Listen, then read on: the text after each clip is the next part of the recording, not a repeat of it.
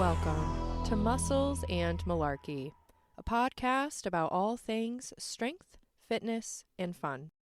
I'm your host, Mary.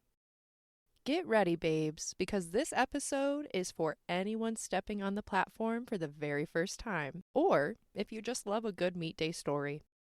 I'm joined by my friend Megs, and we're diving into all things first powerlifting meet.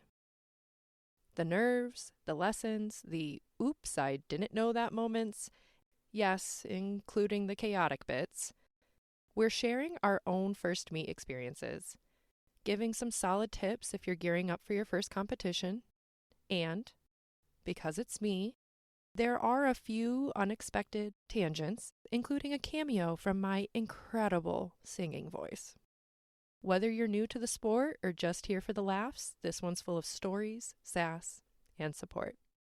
You know, you and I started talking upon coming home, and we were talking about our first meet experiences. I thought that it would be really fun to kind of have a conversation about how we felt, or how, honestly, it's really just going to be like how you felt, because I can always talk about my experience another time, but like, we're going to talk about you. So my first meet was July of 2021. I had, like, right before COVID started, decided, like, okay, I think I want to, I always feel so goofy when I say, like, get more serious about powerlifting, but I decided, like, this is where I want to focus my athletic efforts. And then lifted in my basement for a year. The murder basement? In the murder basement. And it's a very central Pennsylvania basement. We're in a historic district in a row home. Like, things are only so wide. There's only so many places things can go. Nothing's entirely flat. So I trained alone in my basement that entire prep. That competition was the first time I had lifted in front of anyone else in over a year. How did that feel for you? Not good. I'm so glad you asked, because did I black out during my first squat because I was so nervous and realized, like, I had to stare at a crowd of people? Absolutely, I did. I remember nothing after getting the squat command. I didn't pass out, but I definitely, like, blacked out and had to, they had to take the bar, load it back in, and I was like, what happened? Why are people carrying me? I just completely, like, dissociated. Weigh-ins were the first time I had weighed myself in probably, I want to say, like, at least 5 years. It was what I was the most nervous about, which is so silly now. Just, I was like, I have a history of pretty significant eating disorder. I had been very intentional not to, willingly weigh myself. So I was like, why would I do this? P.S. It was fine. I think that was like a good fear to get through. But I do think that's something that some people are like, oh my God, what do I have to do? I have to go, stand on my underwear in front of a stranger. Is this going to be weird? Well, and 2 points to that, because number one, you can weigh in with as much clothing on or off as you want. I think, like, they do require, like, a bra and underwear type of thing. Right. I think you can be totally naked. Really? You can't be in, like, jeans and something heavy. Yeah. You have to have something light. Like, you can have on a pair of, like, little booty shorts. Yes. And, like, I don't know. Like a t-shirt. Or tank top. But you can't weigh in, like, I don't know, your parka and snow pants. No. Number one is that. Number two is that you can tell the person that's weighing you in that you don't have to see that number. Correct. You sign off on the card, but, like, you can have that conversation with them. My friend Evie drove up to handle me. We originally met at our gym back in St. Louis where she was coaching. She had never handled a powerlifting meet before, but, like, by golly, like, she did a fantastic job. I didn't have to run any numbers to the table as I was fully dissociated. She encouraged me to eat, not to great success. She encouraged me to sit down, not to great success. For me, like, I just need to be taken out of that, like, all-consuming anxiety. I need to joke around, and she was able to pull me out of it. Squats were rough. I missed my second because I get, like, overcorrected and was high. So then I, of course, I'm like, this is my first meet, and I very well may bomb out before it really gets started. Made my third. I don't recommend that. So it wasn't necessarily a strength issue that you didn't get 1 and 2. No. So, I mean, was your third still the same weight as your opener? Okay, so like you were still smart about it at least. Yeah, I just redo. The third moved super, super fast, and it was fine. Obviously, your opener, in my opinion, as I always say, needs to be something you can do for 3 reps on a bad day after you got hit by a bus, you had COVID, you fought a kangaroo in the parking lot, something along those lines. Yes, yeah, yes. It should be something that on the absolute worst day of your life, you can hit multiple times and like not think twice about it. It's to get you on the board. It's a starting place, not an ending place. Yes. And then the rest of the day, I didn't miss a single lift because you get through some of those nerves. I know for myself, I was like, oh, well, squats are the only one you have to look at, like, people as you're going. I guess in theory you're looking at people as you're deadlifting, but I just kind of, I don't know, get lost in the sauce, and I don't notice anything around me as I deadlift. I feel like once you get to deadlifts in your meet, you're just like, yeehaw, I am almost done. Yeah. Let's go. I'm just gonna go out there and lift something. You're just surfing on vibes. You're just along for the ride at that point in time. Having the opportunity to handle people many, many times in between. The overarching theme is like, you need to eat, you need to eat, you need to eat. A good friend of ours, Sam, is the constant voice in my head, and I always think just like, it's time for you to have a little snack. Like, don't you think you need a little snack? It's something I constantly remind people, because you don't necessarily feel hungry.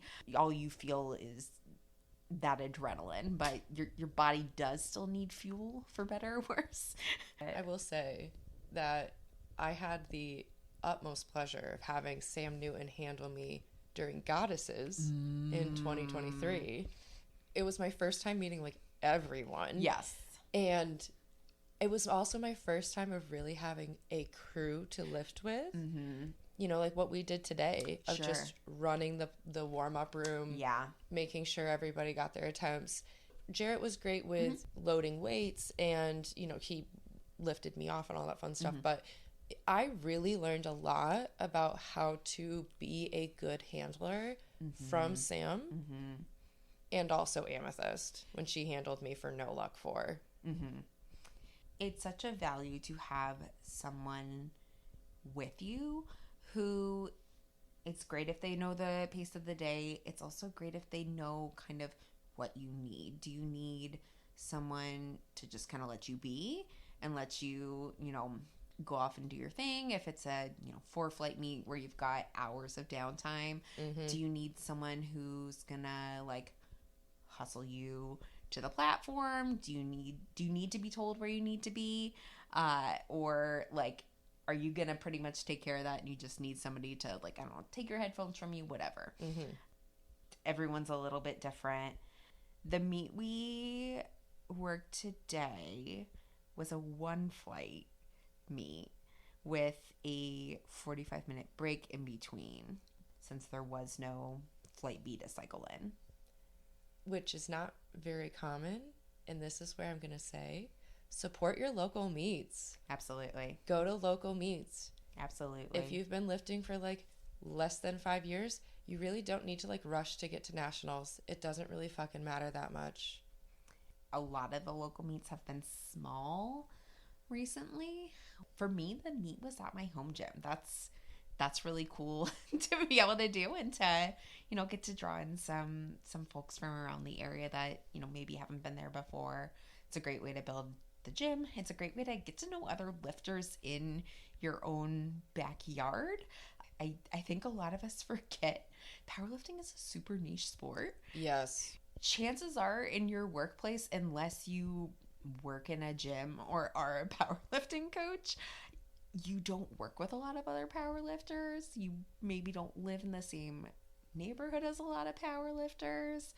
So the chance to kind of like find who those people are within, your own neck of the woods is really fucking cool. Especially, I think especially for like women in strength sports, it's hard to find each other. and you kind of find each other through those local meets. Yeah. I've made some really great friends. Every meet that I've gone to, it's great to see some like repeat offenders, if you will. Man, it's so nice to see you again. And it's like, oh yeah, I'll see you in a couple months or, whatever. And, or I'll see you next year. Or like you exchange socials and end up following each other. And I think it's worth noting too, when we say local meets, we don't necessarily mean like you need to compete within your own 25-mile radius. Essentially every meet I've done would be considered a local meet, in that it's not a regional event, it's not nationals, it's not a pro, but you're supporting those meet directors. I had the chance to do Kim's meet in Virginia, which you also somehow, some way drove down for 8 hours, baby. But getting to the chance to support good people, I don't know, I guess maybe it's the lingering Midwestern in me. I'm like, when I say local, I mean within my 5 hours of driving. 5 to 8 hours of driving. 5 to 8, or you hop on a plane to go to Kansas City, but you're still supporting folks at that local level to grow it there. Listen, as my friend Danny says, you got to support the homies. This is true. But also, as I say, we'll travel for friendship. Very true. Very true. And food. And we will make sure you're well fed. It truly does not have to be like within a 30-minute drive. Right. Find some smaller meets. Or if you do want to do bigger meets, like that's totally fine. Sure. But how do I want to word this? You can absolutely do things on hard mode and go and do a really big meet as your first meet. If you want to do that, more power to you. I had a really good time doing my first meet semi-local in my area, and it was a wonderful experience. My point is, though, like, get some experience. Learn how to compete, because there is a difference between going to the gym and lifting some weights and being an athlete that competes in the sport of powerlifting. Right. There is something to be said of learning how to pace the day. Yes. Like that's a whole other thing in and of itself. The meet you came out for in Virginia, I think was so special in that it felt like I was just like on the platform with all of my friends, because I was. And I've been lucky with that a number of times where, I step onto the platform for my first squat and I'm like, oh, I know every single person spotting and loading. And so it doesn't feel like I'm going to projectile vomit, maybe a little bit still, but like I have my friends right next to me. And okay, I know half of the ref team, and I know they're still going to hold me to the standard, but I know they're going to be proud of me either way. Yes. It's just a good vibe. At the end of the day, like, this should be fun.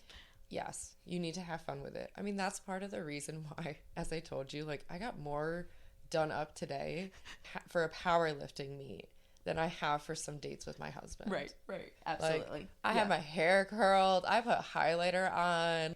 And it's like, oh, what did you do? It's like, oh, yeah. So I ran the warm-up room with Megs and put plates on and took them off and used a combo rack a lot. Stripped some, got some rack heights. Got a lot of rack heights. Lugged some stuff around. I still know that Dane is at 16. Yeah, absolutely. I could probably now like quote you back each one. Yeah, ask me tomorrow, I'm probably not, but as another former theater kid, this is when you really get the chance to get into costume. I've been known to wear a leotard or two. Razzle dazzle as much as you want with it. Gotta just, again, if this isn't fun, then like what's the point? Why are you doing it? What's the point? In my opinion, powerlifting in a sense is putting on a show. Absolutely. Like, I'm sorry, you want to tell me you saw Travis today with his sunglasses with a toothpick in his mouth, and you want to tell me that man didn't put on a show today? Absolutely. He fucking came up and performed. Yeah. It's a performance. Yeah. This is theater. This is theater. Absolutely. It's fun. You go put on a show. You get gussied up. If you want to. If you choose. You don't gotta gussy. No. I mean, we do love a good gussy. We do love a good gussy, but you can gussy to your level of comfort. I love when I get to see like the really old dudes or like really old ladies. I'm like, this fucking slaps. I hope I'm still doing this when I'm, collecting Social Security if it's still around.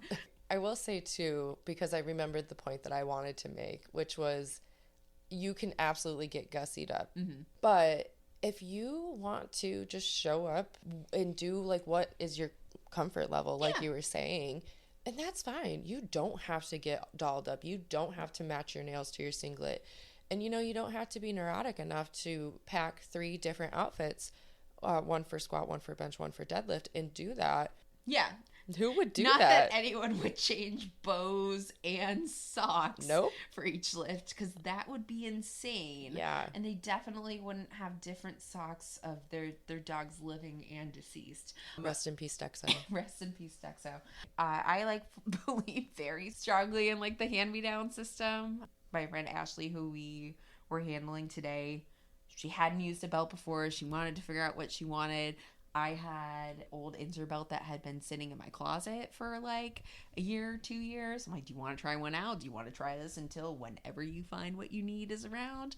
Cool. She bought my old deadlift slippers off of me. I'm like, you can have these for $0 because they're stinky shoes. She's like, what about if I give you $20? I'm like, what about if you give me $7? I can't accept money. She's like, the least I'm willing to pay you is $10. Oh my God. Sure, fine. You don't need to go buy a special t-shirt to go under your powerlifting leotard. You can wear any t-shirt in your drawer. You don't need to buy special socks. You can wear whatever long socks, or if you don't have a pair of long socks, you can borrow them from a friend. Seriously.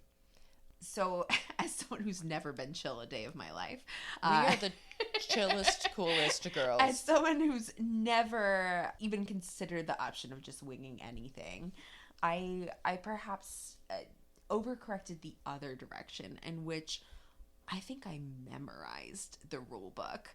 By the time I was ready to compete, I watched like a billion different like YouTube videos. Like I think like Meg Squats has different things of like what to do for your first meet, what to bring, like how the flow of the day goes. I like read all the like girls who power lift, or what to do or what to know for your first meet. You said this morning, I brought anti-diarrhea medication to every single powerlifting meet, and someone has always asked for it. And you know what? It held true. It did. It held true. But as my mother always says, if you have it, you won't need it. But if you need it, you have it. Yep. So if you're overly prepared and you have 2 pairs of shoelaces, then your shoelaces aren't going to break. They're not going to break. And if someone else's break, then you're prepared. You get to be their hero. Yes. Absolutely. I can be your hero, baby. Absolutely. It's 2007. Hold on. 2007. Would you be in college? It would have been my senior year of high school. Okay, yeah. I'm sure they played that at my prom. Certainly. Oh my God, yeah. Absolutely. That's a good slogan. That was, imagine that as the middle school song. Oh God. Like literally, I was in like 7th, 8th grade at that point, and I'm pretty sure it was 7th grade. I remember my neighbor, also my friend, she was dating this guy in our class, and he asked her to slow dance. No, it was something that led to them like lying next to each other in like the grass, and he like looked over and he was like, "I can be." And it worked. They're married now. They are married now. They found each other again. They did. Anywho, I'm really, really good at going on tangents. Okay. Have you noticed this? It's all good. I was mainly stating a fact that I am a black hole. I say that at the gym all the time. I literally just have to stop. There's brother Chris in Christ. He and I have talked for 45 minutes. I will look at him and I'll be like, I am a black hole. You need to walk away from me.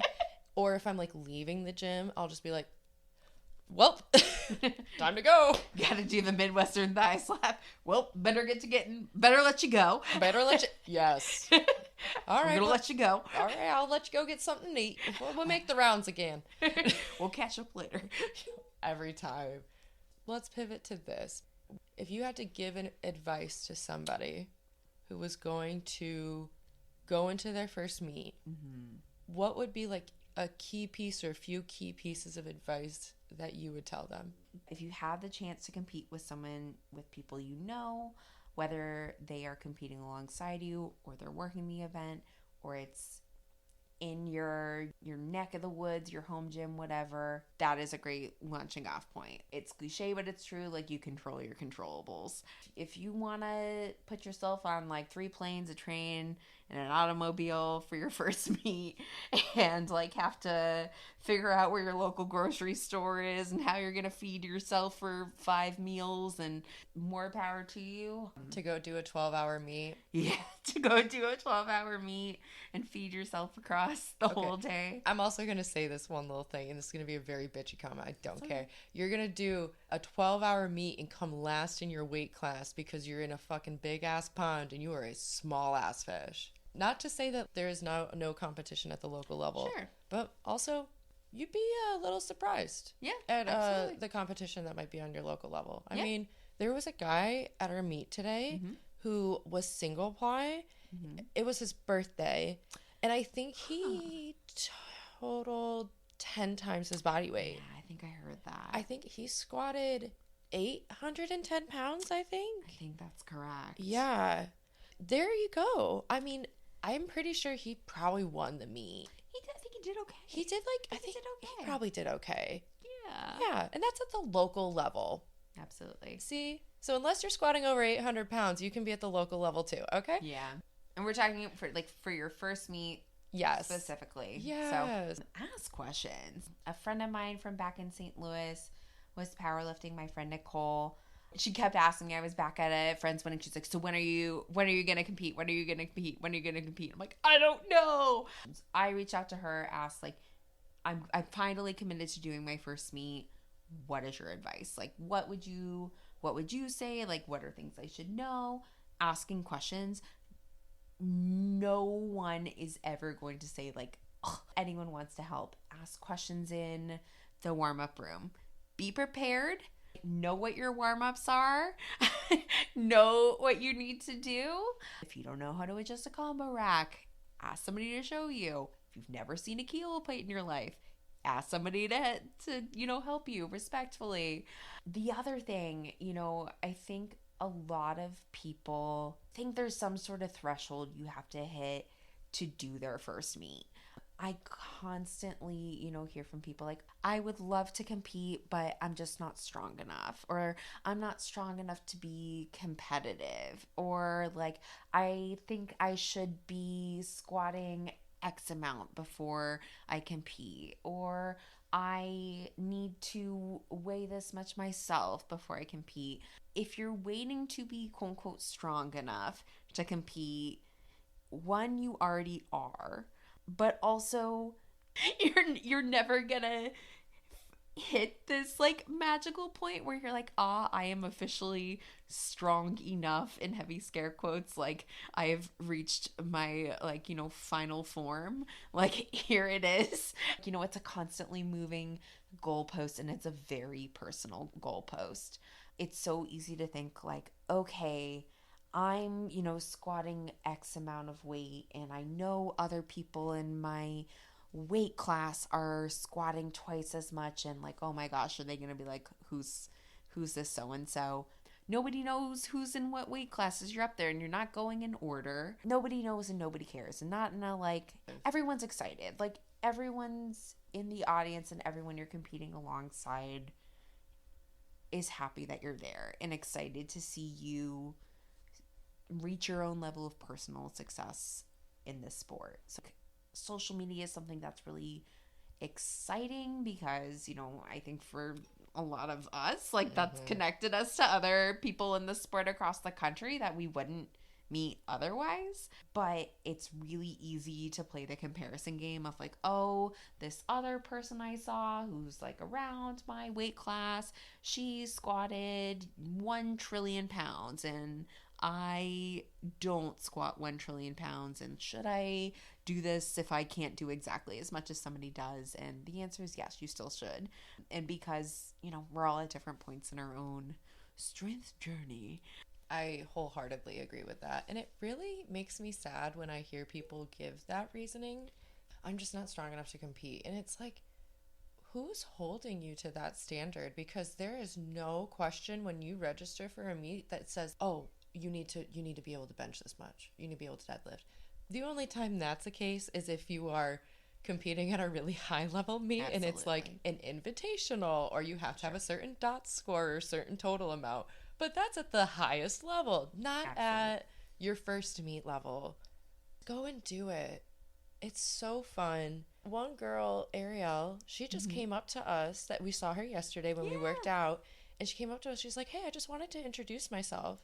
And her and I caught eyes at the gym on Friday, and she just like gave me a little smile. I gave her a smile, and wow, look at that. You just made a friend as an adult.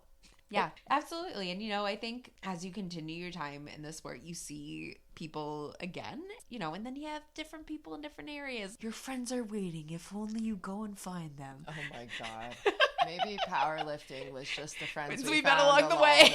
I hate it here. I'm just kidding. I do not hate it here. Maybe the best PR was believing in myself. I'm just imagining someone putting that as their Instagram caption, where they're like, I bombed out of the meet. But it was the self-trust PR. Perhaps I trusted myself a little too much. Because it turns out I couldn't do shit. Which, just for the reference, it's okay if you bomb out your first meet. It happened to me. I almost bombed out my first meet. But before we even got to bench. And stuff happens. Oh my gosh, you can have a lift go incredibly well, all prep, and then, something just doesn't happen day of. Or, you injure something in squats, and it is incredibly possible to bomb out your first meet and still have a good time. Yes. It is possible. Both these things can exist. Yes. Absolutely. And you can go on to still do phenomenal in the sport. Yes. Yeah. If you can get past that initial, oh, wow, I messed this up. I'm this sucks. And just keep going, and then, get that redemption for yourself. Yeah. You then have proven to yourself that if you put in hard work and you try again, you can accomplish your goals. Resilience, baby.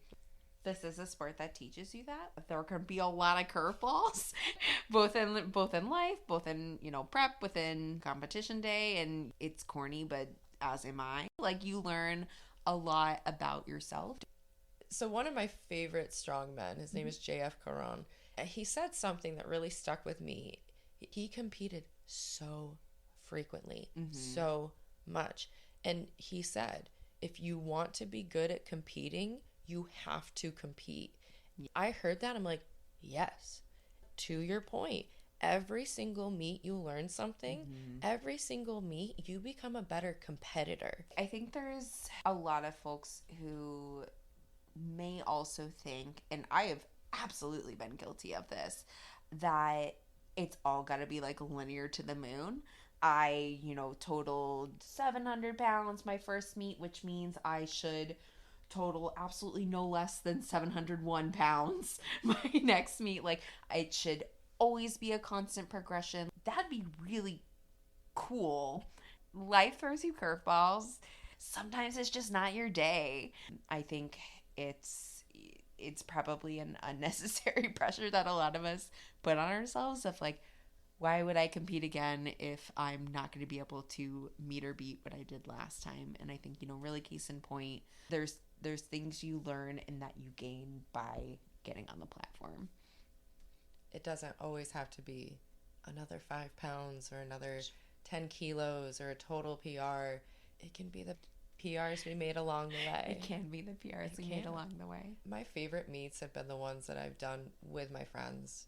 The ones that I've dolled up for.